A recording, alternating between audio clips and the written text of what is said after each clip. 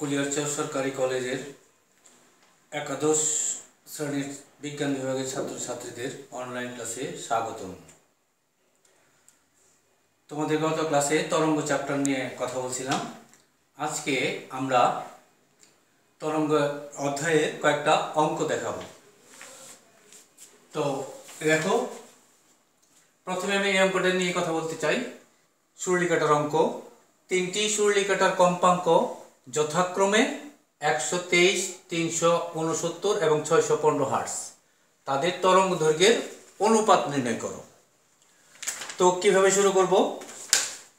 আমরা জানি ফিজিক্সের অঙ্ক, তোমরা জানো যে প্রথমে যা আছে তা লিখতে হয়। এখানে প্রথম সুরলিকাটার কম্পাঙ্কটা ধরলাম F1 কত? 123 হার্টজ। আচ্ছা, দ্বিতীয়টার কম্পাঙ্ক ধরলাম 369 হার্টজ। তৃতীয়টার কম্পাঙ্ক ধরলাম F3 = 615 হার্টজ। এখন প্রশ্ন কি? এই তিনটা জিনিস প্রশ্নে দেওয়া। তাদের তরঙ্গ দৈর্ঘ্যের অনুপাত নির্ণয় করো। তাদের তরঙ্গ দৈর্ঘ্যের অনুপাত, তরঙ্গ দৈর্ঘ্য আমরা λ1, λ2 অনুপাত λ3, এইটা হয়েছে তোমার কাছে প্রশ্ন, যে তরঙ্গ দৈর্ঘ্যের অনুপাতগুলি তোমাকে নির্ণয় করতে হবে। অর্থাৎ অঙ্কটা আমি মুছে ফেলি। তিনটি সুরলিকাটার কম্পাঙ্ক যথাক্রমে, অর্থাৎ তিনটা সুরলিকাটার কম্পাঙ্ক দিয়ে তাদের তরঙ্গ দৈর্ঘ্যের অনুপাত নির্ণয় করতে বলা হয়েছে। আমি শুধু তিনটা তরঙ্গ তুলে তুললাম, আর এটা প্রশ্ন। এইটার উত্তর খুঁজবো। এখন কিভাবে শুরু করব? এইভাবে লিখতে পারি, λ1 অনুপাত λ2 অনুপাত λ3 = তোমার v/f1 অনুপাত v/f2 অনুপাত v/f3। এটা কোথা থেকে লিখছি নিশ্চয়ই বুঝতে পারছো, যে তরঙ্গ আমরা জানি v = f λ, কাজে λ = v/f, কাজে প্রত্যেকটাই v/f হইছে। এখন এটা প্রশ্নবোধক, এটার অ্যান্সারটা বের করতে পারলেই আমাদের উত্তরটা শেষ। প্রত্যেকটাকেই, এই অনুপাতের প্রত্যেকটাকেই যদি আমি ভি দ্বারা ভাগ করে ফেলি, তাহলে কি হবে? 1/f1 অনুপাত 1/f2 অনুপাত 1/f3। ভি দিয়ে ভাগ করে ফেললাম। এখন 1/f1 এর মান 123 অনুপাত 1/369 অনুপাত 1/615। এখন এটাকে আমি 615 দ্বারা গুণ করে দিলাম।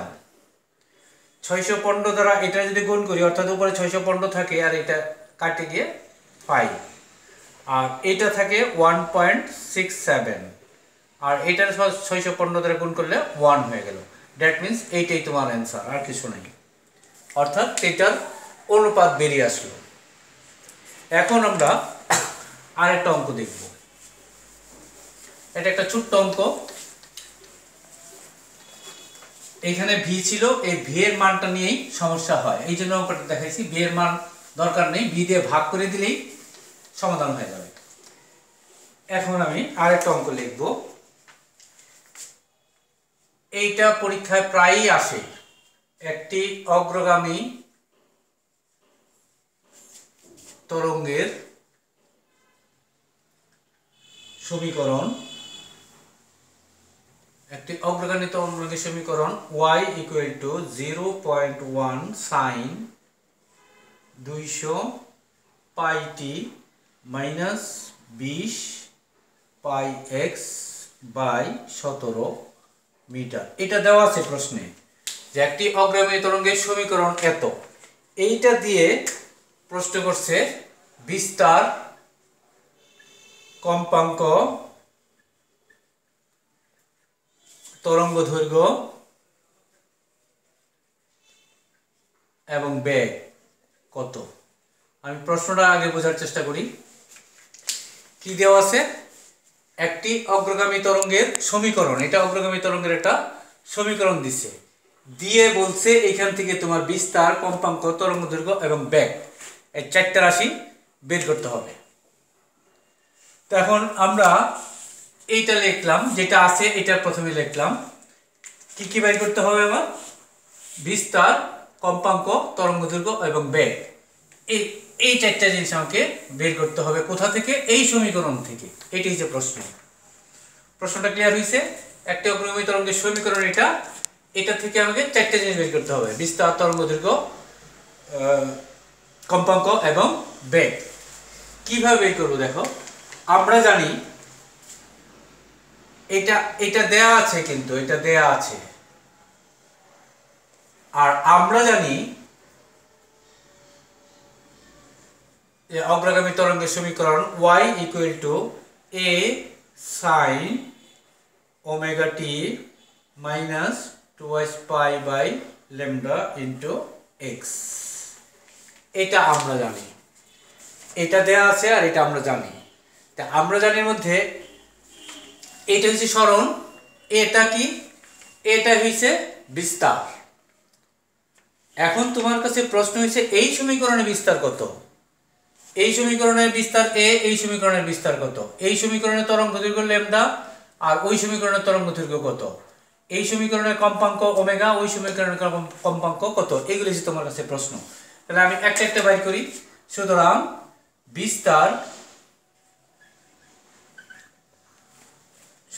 বিস্তার এখানে কত? এখানে a।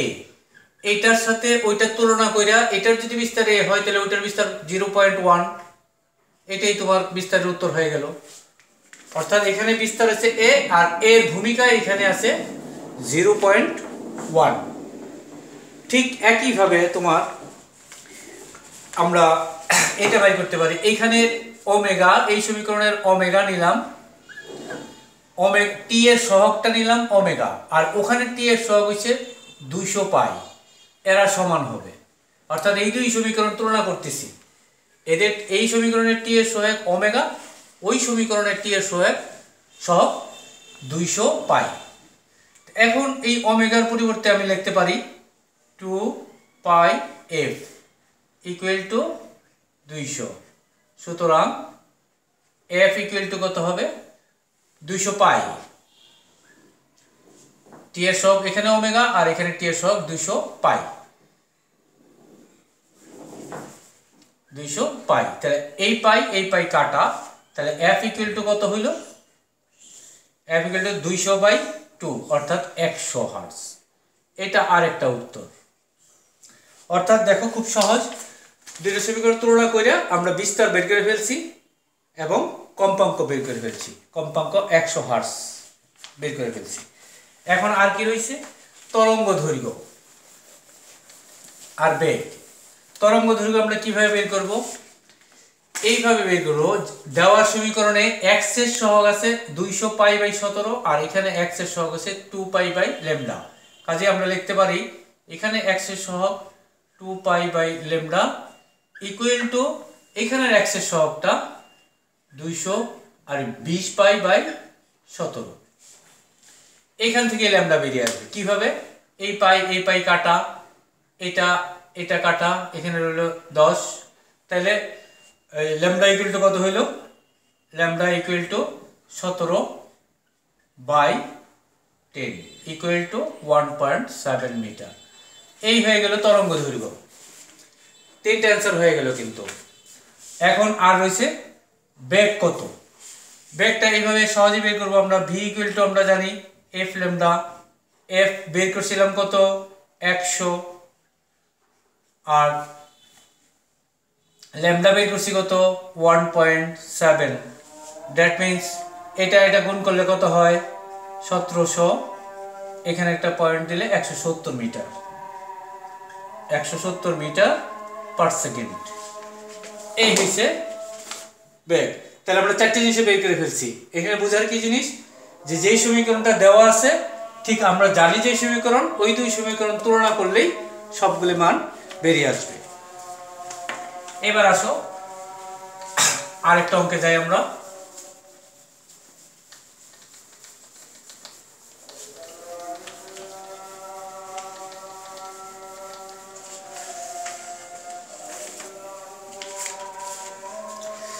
কোন তরঙ্গের বিস্তার, কোন তরঙ্গের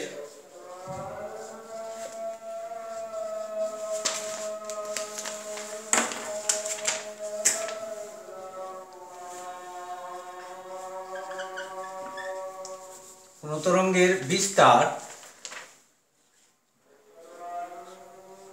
0.4 মিটার, টি ইকুয়াল টু সময় টি ইকুয়াল টু t/4।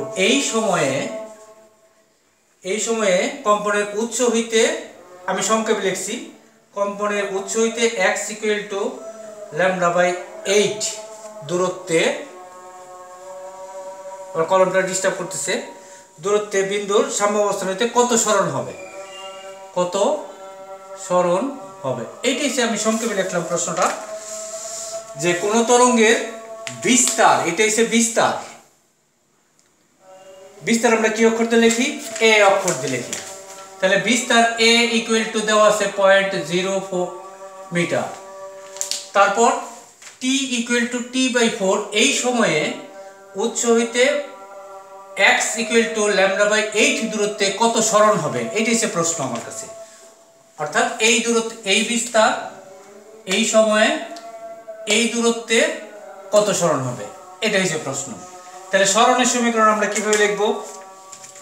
সরণ সবসময় জানি y equal to a sin omega t minus 2 pi by lambda x, এটা হচ্ছে সরণের সমীকরণ। তো এখানে কি দেওয়া আছে? a এর মান 0.4 sin ওমেগা টি, ওমেগার পরিবর্তে আমরা কি লিখতে পারি? 2 পাই বাই টি। আর এই টি এর মান কত দেওয়া আছে? t/4 minus 2 pi by lambda. আর এই x এর মান কত দেওয়া আছে? λ/8।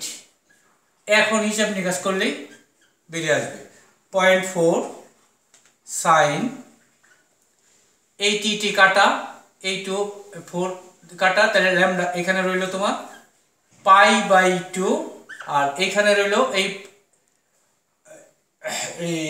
এই ল্যামডা কাটা, পাই থাকবে, এটা আর এটা কাটা 4, অর্থাৎ π/4 ইকুয়াল টু 0.4 sin π/2 থেকে π/4 চলে গেলে থাকে π/4 ইকুয়াল টু 0.4 sin 45। sin 45 কত আমরা সবাই জানি? 0.4 ইন্টু এই 0.4 এর সাথে sin 45 যদি তুমি গুণ দাও, sin 45, তাহলে 0.28 মিটার। এটাই উত্তর।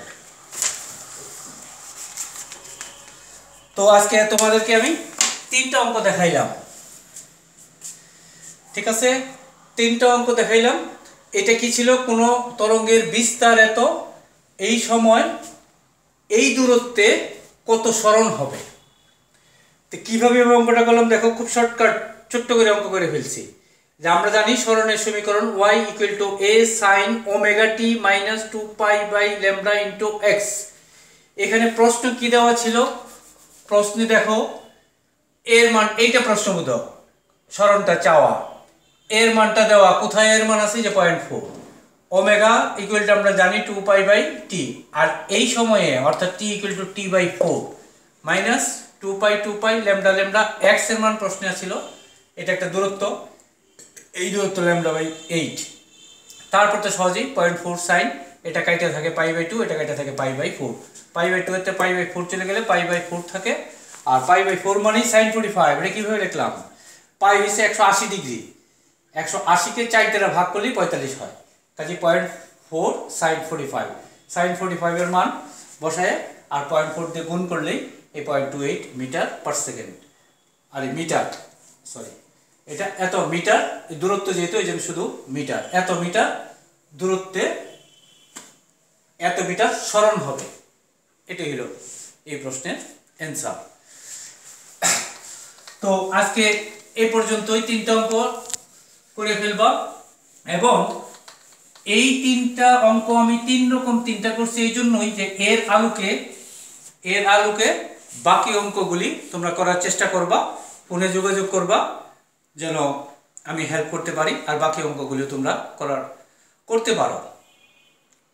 তো আজকে এই পর্যন্তই। ভালো থাকো, সুস্থ থাকো, নিরাপদে থাকো, স্বাস্থ্যবিধি মেনে চলবা, এটাই প্রত্যাশা করি।